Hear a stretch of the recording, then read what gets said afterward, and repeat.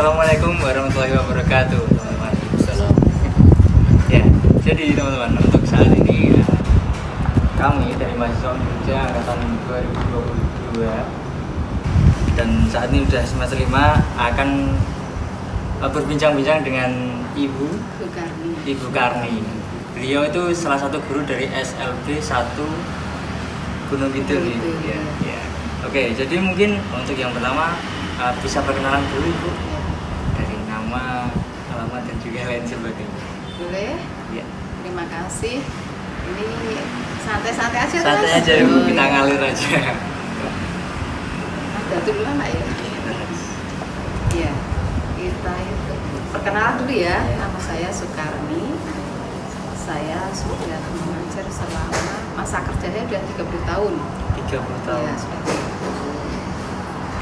Jadi dari pengalaman saya itu sudah pindah 3 tempat, semuanya di SLB.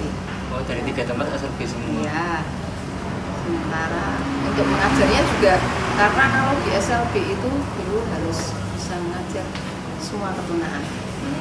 Jadi diwajibkan dituntut. Ya, karena pendidikan, jadi harus bisa mengajar. Karena di SLB sini ya khususnya bisa Gunung itu ada beberapa ketunaan, dari tunanetra itu yang kekurangan dalam hambatan dalam penglihatan, terus tunarunwicara, yang ketiga ada tunaderita istilahnya ya, ada kekurangan dalam akademik, terus ada tunadaksa. Tunadaksa itu ada hambatan dalam fungsi tubuh ya. Terus yang keempat itu ada tunalaras. Tunalaras itu ada sedikit gangguan dalam komunikasi, dalam sosial ya, dalam beradab, menyesuaikan diri dengan adab yang ada di masyarakat pada umumnya. Terus sekarang itu yang banyak terjadi dan ada di sekolah kita atau pada umumnya itu anak yang ada gangguan ADHD, ya. Terus kemudian ada juga yang dikelompokkan dalam autis. Itu sekarang itu banyak sekali. Dan di sini juga ada ya? Iya, ada. Menyeluruh berarti? Iya, menyeluruh, tidak hanya di sekolah kita tapi pada umumnya di masyarakat kita itu seperti itu. Tapi gini Bu, kalau memang Ibu kan sudah dituntut nih untuk bisa tahu segala macam anak berkebutuhan itu. Ya. Nah, terus kalau Ibu sendiri untuk berkomunikasi yang efektif itu bagaimana Bu dengan peserta didik? Peserta didik maksudnya Siswa-siswa yang berkebutuhan seperti itu. kalau kita selain untuk tunarungu, kita itu bisa ya komunikasi seperti dengan komunikasi dengan anak-anak pada umumnya. Tapi kalau khususnya untuk anak tunarungu, nah itu kita itu karena mereka memang sama sekali tidak bisa mendengar sehingga informasinya itu sangat terbatas. Nah, maka dari itu kita itu dituntut bisa berkomunikasi dengan mereka dengan menggunakan bahasa isyarat. Ya, bahasa isyarat itu yang harus cepat kita pahami, dan karena itu, kalau nggak seperti itu kita nggak bisa. Padahal kita harus mengajar. Iya. Ya, harus mengajar anak tunarungu. Kalau kita tidak bisa berkomunikasi dengan mereka, nah, kita mustahil bisa berkomunikasi, apalagi mengajar itu sangat mustahil. Jadi kita harus belajar yang pertama itu berkomunikasi, mempelajari bahasa isyarat. Bahasa isyarat itu kan ada yang terdahulu itu bahasa yang kalau dulu dikenal dengan isyarat Indonesia itu SIBI ya, Sistem Isyarat Bahasa Indonesia. Oh, iya. Ada teman? Iya, ada itu. Nah, tapi selain itu di sekolah juga menerapkan bukan hanya itu tapi komtal, jadi komunikasi total. Jadi selain itu dengan bahasa isyarat, kita juga menekankan anak itu bisa berbicara meskipun tidak mendengar, tapi dengan mengembangkan sisa potensi yang ada itu kan ada istilahnya latihannya untuk anak tunarungu itu. Itu khusus Bu latihannya? Iya.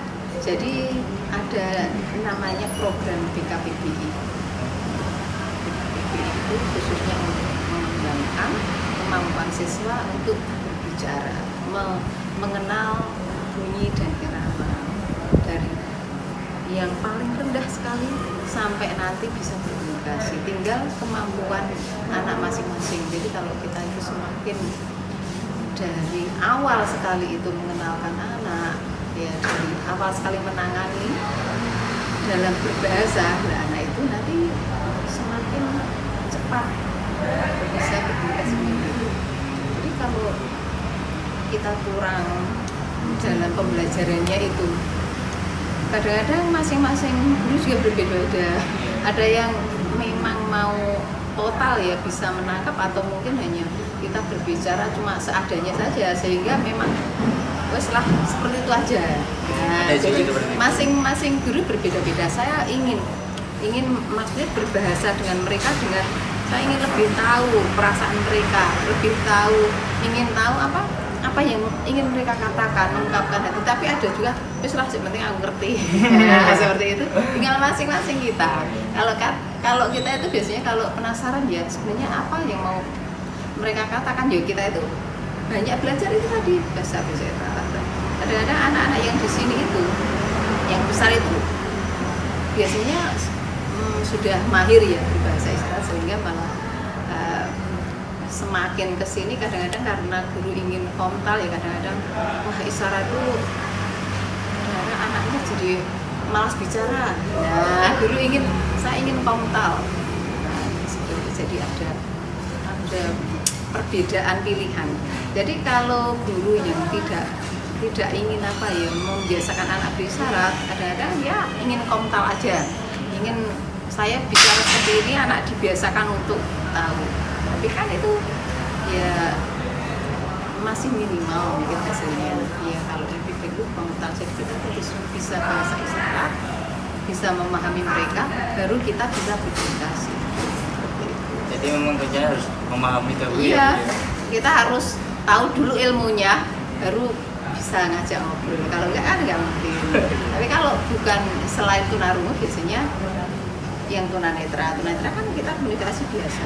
Cuma kalau kita mau terjun langsung ya kita harus belajar braille-nya. Oh, iya. Seperti itu. Kalau braille kan ya setiap orang mungkin bisa, tinggal mau nggak. Guru itu mau nggak belajar dari A, B, C, D yang sedemikian. Kalau kita orang awam pasti ya rumit, malah wegah seperti itu. Tapi kalau kita memang mau lebih eksis itu ya mau ke braille-nya. Tapi khususnya kalau yang menantang itu untuk tunarungu bicara yang tadi saya katakan itu. Kalau yang lain kita komunikasi biasa saja. Kalau cirinya di anak yang tunagrahita itu kita berbahasanya yang sederhana, artinya sing gampang dipahami, mudah dipahami, nah itu. Mereka tidak perlu istilah-istilah yang terkini, yang rumit. Intinya itu bahasanya mudah dipahami, mudah ditangkap, perintahnya mudah dilaksanakan. Kalau seperti itu. Selainnya itu biasa. Berarti memang untuk setiap anak berkebutuhan yang berbeda juga komunikasinya berbeda ya? Iya, tinggal sesuai kebutuhan mereka. Iya. Tapi kalau ibu sendiri kalau untuk yang anak sebentar, kalau yang tunanetra Mas, iya, itu berkomunikasi itu karena ini saya punya pengalaman yang unik. Jadi kadang-kadang kita kan kalau tunanetra malah bahasanya bodoh, tapi sebenarnya ternyata itu sangat sulit ketika kita membuat soal ujian. Nah itu karena semuanya itu harus visual tapi harus diaudiokan. Oh iya. Nah itu saya tuh pernah terjebak membuat soal itu. Ternyata kalau kita pada bahasa, saya ingat sekali ketika kita membuat soal bahasa Indonesia, menerangkan tentang kita menentukan bahasa Indonesia, kita menentukan mau mengenalkan tentang alamat. Nah, coba kalau sebutkan, mau jelaskan tentang alamatmu, atau kita akan mengenalkan tentang lokasi.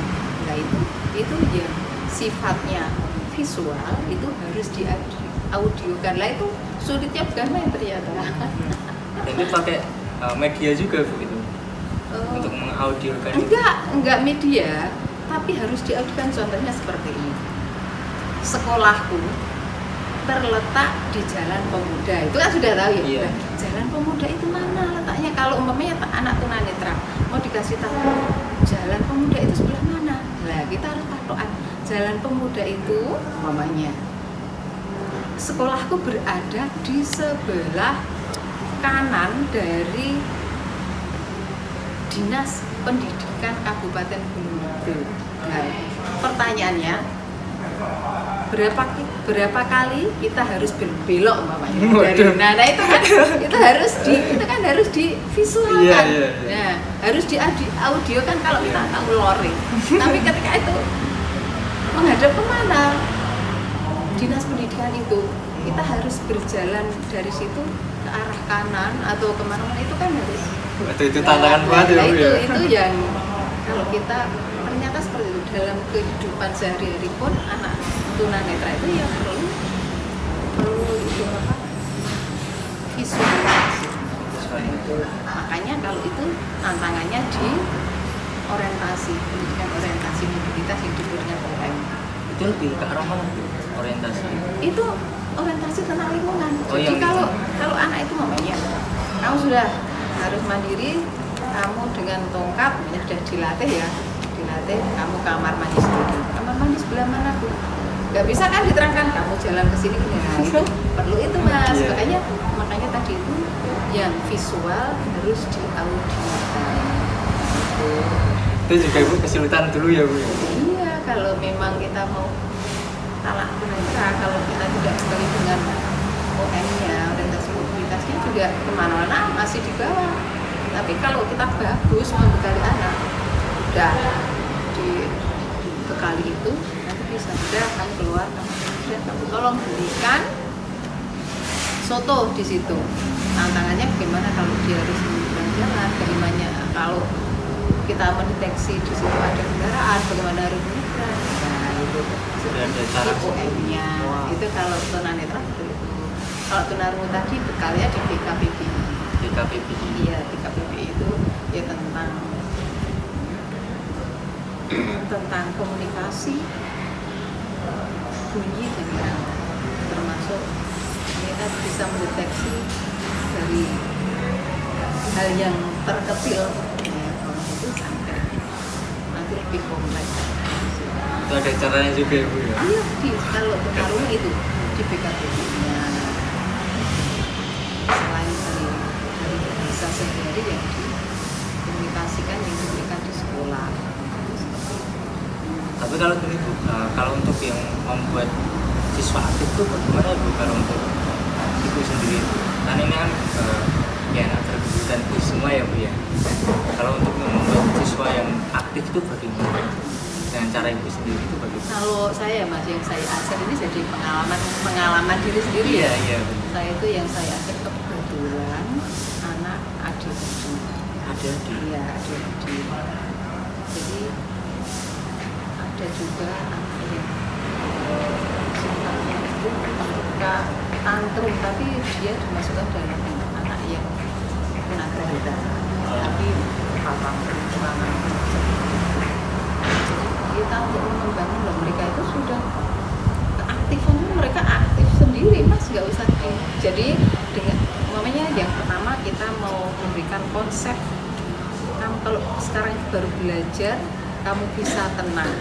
Nah, seperti itu kan sederhana itu kalau jadi itu kita nggak itu, dan jadi kita punya konsep, kita mau menanamkan apa ya, menanamkan hari ini kamu belajar untuk konsentrasi ya, seperti itu. Jadi kalau di keaktifan, kalau kita mengacunya ke anak pada umumnya, anak-anak untuk aktif karena mereka tidak butuh ya, karena tidak butuh ya kita singkat. Tapi kalau di SLB itu anaknya itu jadi kalau bilang enggak, sebenarnya untuk aktif kalau di SLB itu mudah Mas. Malah mudah ya? Iya mudah loh. Karena apa yang materi atau materi dan tujuan yang akan dicapai itu sangat terukur. Umpamanya hari ini anak bisa bisa bertanya, tidak usah dianu.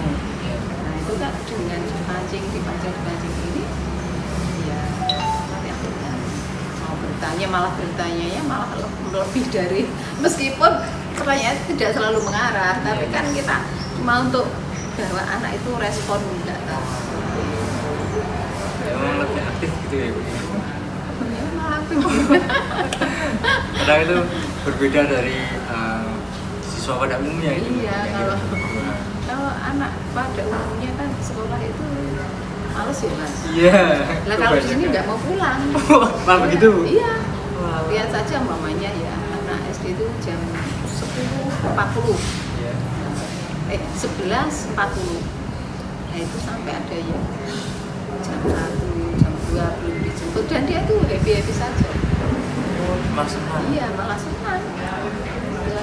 Ini kok pada belum pulang malah bareng sama gurunya 3:30 sampai lorong belum dijemput tuh pada.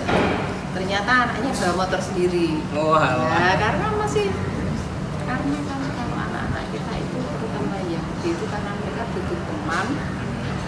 Mereka kan kalau di rumah nggak bisa, kalau temannya kan di sini sehingga dia itu merasa nyaman, merasa betah, dan kebanyakan dengan guru-guru itu ya komunikasinya kan guru itu seperti apa ya, dikatakan ya seperti teman, seperti itu. Jadi enggak karo guru Wira Boso ya seperti itu. Ya, jadi malah jadi dekat juga ya Bu? Iya, jadi ya ini tidak bisa disandingkan dengan anak pada umumnya ya. Iya. Seperti itu. Mungkin ada pertanyaan Mas aja. Iya, monggo. Itu Bu, itu apa? Satu kelas itu berbeda-beda atau kayak pernah kita jadi satu? Itu Bu. Oh iya, meskipun ya. Kalau kita itu pengelompokannya biasanya kan sekarang apa ya aturannya pada kecenderungan usia satu kelompok ya Mas. Kalau saya kebetulan kelas 4 SDLB, tetapi kelas 4 SDLB itu ada yang satu belum bisa mengidentifikasi huruf angka, nah itu ada yang sudah bisa membaca satu suku kata, udah beda ya Mas ya. Terus ada lagi pinter Mas, dia itu kalau saya kasih soal itu dia diam aja ulang belakang, langsung dia itu menghitung sendiri, menulis sendiri, lebih sudah mungkin mendekati bisa seperti kelas 3. Tetapi dia itu karena itu tadi dia suka tantrum, suka ngamuk, jadi masing-masing berbeda Mas. Maka kalau saya sendiri saya bikin anak itu dibuat belajar secara sip 1 ini dan ini, makanya menurut saya 7 sip, saya sampai 4 sip, terus sip 2 ini dan ini, sip 3 ini, sip 4 yang terakhir itu yang paling apa ya, paling suka ya jahil, paling suka lari. Kalau saya belajar gini langsung lari. Nah itu berarti dikelompokkan itu ya? Iya, nah terus saya itu lebih bisa kalau dijadikan target bisa 2 itu sudah tadinya ada, malah saya 1-1. Saya mendingan saya pulang siang 1-1 itu lebih fokus, progresnya kelihatan. Tapi kalau Ibu itu lebih fokusnya di TK, SD, SMP atau? Kebetulan saya itu mengajar di SD. Oh SD, oh kebetulan. Tapi kalau mengajarnya kan sini ada disampiri tugas keterampilan Mas. Oh, iya. Saya keterampilannya itu di SMP dan SMA. Oh, tapi itu yang ada yang anak tunarungu di situ. Oh alah, makanya jadi paham juga ya Bu Iya. ya. Harus paham. Kalau nggak paham nggak bisa ngajar. Oh. Nggak ada lagi. Tapi kalau SD-nya tadi di kelas?